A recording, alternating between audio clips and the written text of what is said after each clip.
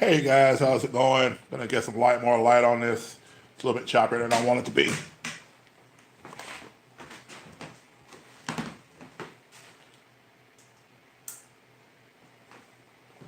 There we go. All right, so today's drawing is going to be of the totally awesome Hulk. This is day 24. Mr. Amadeus Cho himself. And Mr. Cho is an interesting case. He at one point was considered Marvel's eighth smartest individual in the Marvel Universe. And he continued to back that up on a pretty regular basis. One of the things he did was he would run with Banner and different things like that. And he showed himself to be one of the smartest individuals on the planet. And one of the coolest things about him, besides the fact that he was one of the smartest people, was that there was a point where as he was out, kind of trying to do something better for the world with his gifts and abilities. He actually teamed up with Hercules for a little while in a comic during the Second Civil War book, and then as that occurred, Tony Stark kind of felt like he could use him, he could get his help, and so he decided to have him be involved with some things he was doing. And as he did that, one of the things that ended up happening as a result of it was is that during that, the Hulk ended up kind of going rogue. And so when the Hulk went rogue, uh, there was a nuclear explosion that was going on, and the Hulk basically went and absorbed the explosion. But as he absorbed the explosion, one of the things that happened was is that he became kind of this catalyst for the explosion. While he, could contain the power, unfortunately, he also couldn't really be around people because he had gotten so much power in his system that if he had been around other people, he would end up destroying several thousands of lives. Well, during the course of that time, Amadeus Cho decided, well, I think I could help Banner out. I think I could do something different.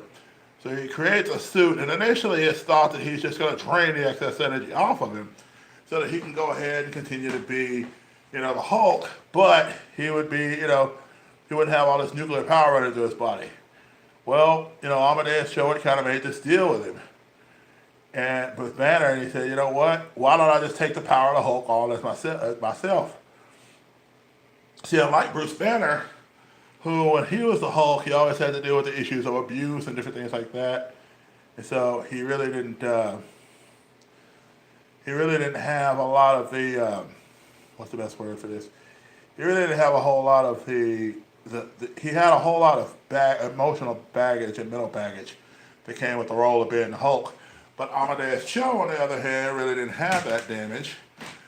And so he felt like he could take the power himself and he wouldn't cause as much damage to himself or those around him. So he basically adopted the power of the Hulk in himself. Now, when he did that, of course, Banner apologized. Banner broke down in tears. It was funny because he broke down in tears, and Amadeus was like, hey, you don't have to cry. I just freed you. And Banner's response was, no, I think I just made you a slave to the Hulk.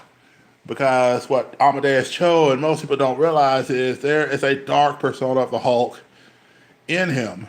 And so, as part of it, because when Banner was dealing with a lot of his emotional stuff, that dark Hulk came with it. So this was the darker version of the evil and the anger and all that stuff that was in Banner.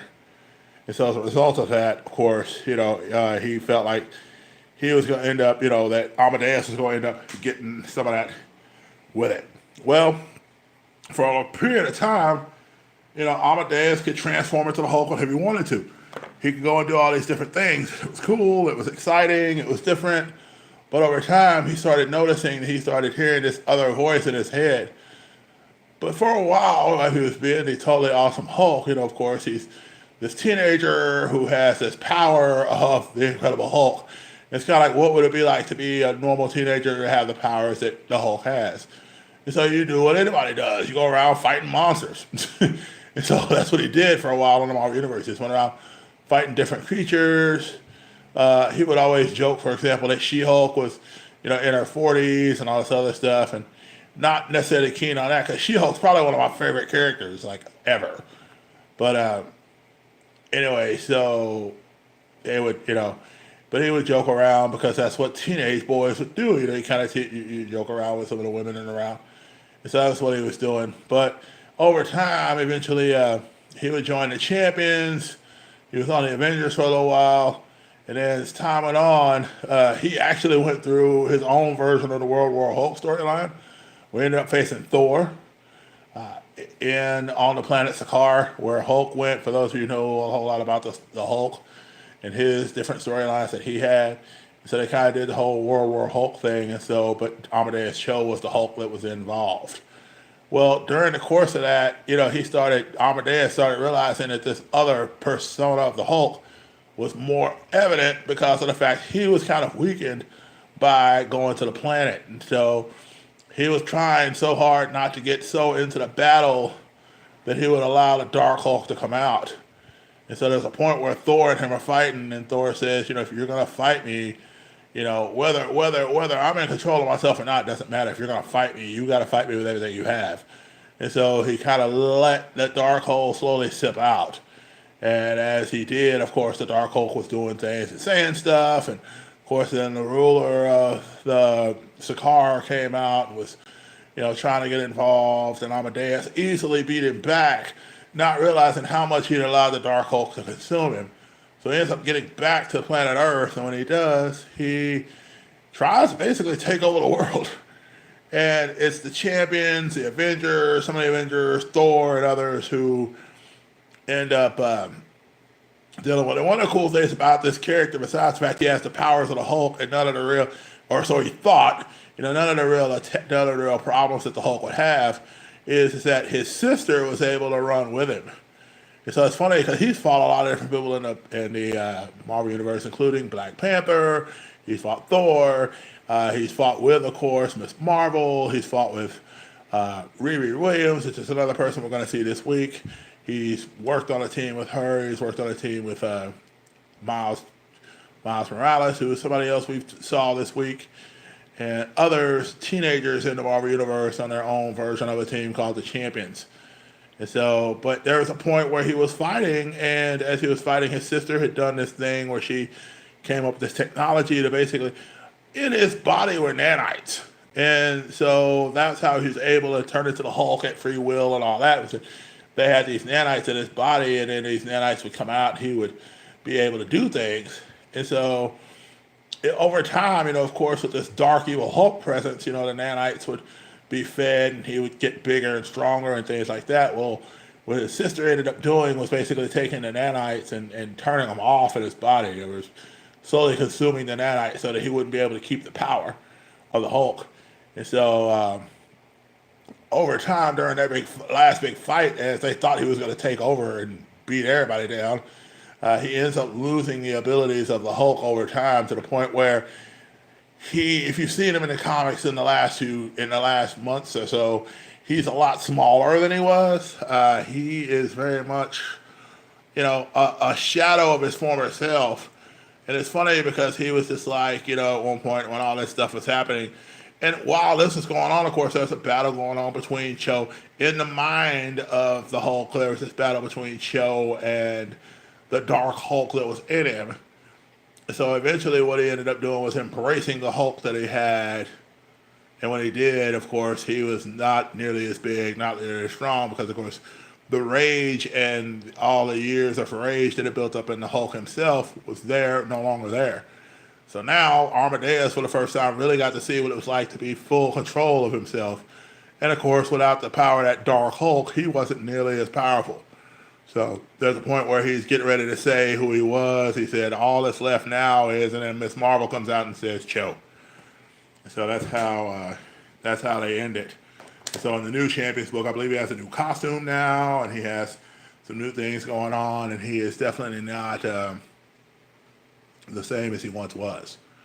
So this is Amadeus Cho, and this is one other cool thing about him. The first time they introduced him was in the Tales of Mystery, the new reboot version of Tales of Mystery.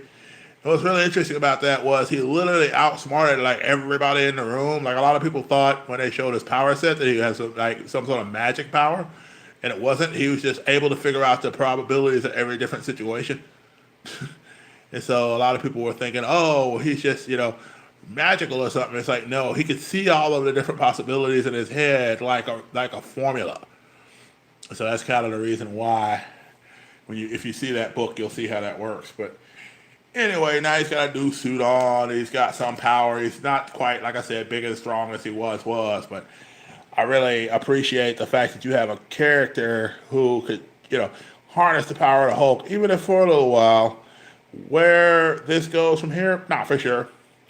But we will be able to find out as time goes on. If you haven't had a chance to read the first big arc of the Totally Awesome Hulk, you should go check it out. But it's literally watching a crazy teenage boy do crazy stuff with the power of the Hulk.